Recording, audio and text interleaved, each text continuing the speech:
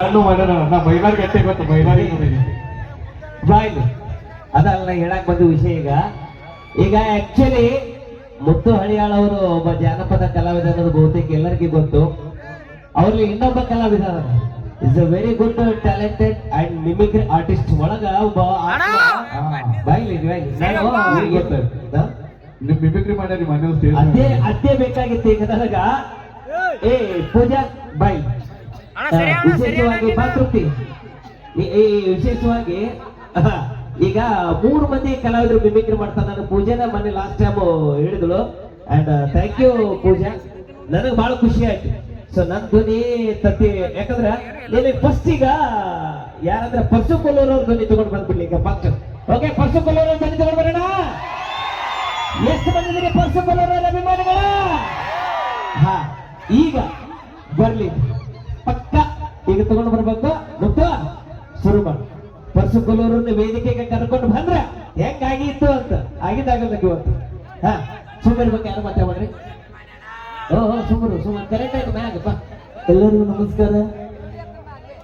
ಏನಪ್ಪಾ ಅಂತಂದ್ರೆ ಸಮಾಜ ಗೋಪಾಲ್ ಎಲ್ಲರೂ ಸರ್ ನಮ್ದು ಇಲ್ಲಿ ತನಕ ಕರ್ಕೊಂಡ್ ಬಂದ ಒಂದು ಒಳ್ಳೆ ವೇದಿಕೆ ಕೊಟ್ಟ ಎಲ್ಲರಿಗೂ ಬೆಳೆಸುವಂತ ಒಂದು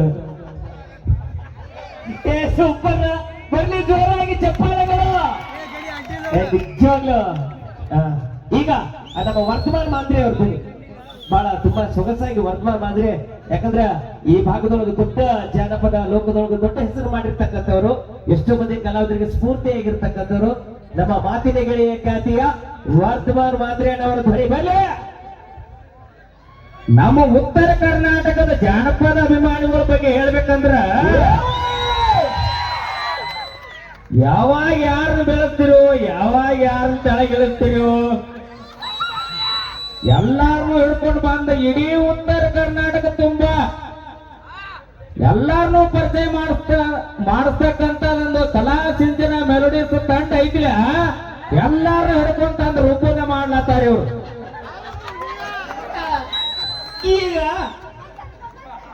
ಈಗ ನಂದಪ್ಪ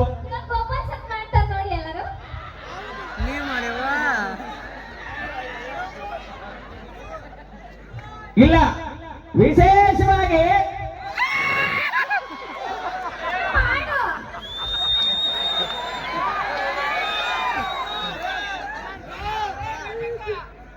ನಮ್ಮ ಹಿರೇಸಂಗ ಗ್ರಾಮದಲ್ಲಿ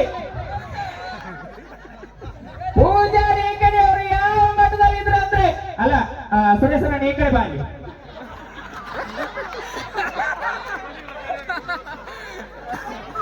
ದಯವಿಟ್ಟು ಕ್ಷಮಿಸ್ಬೇಕ್ರಿ ಸರ್.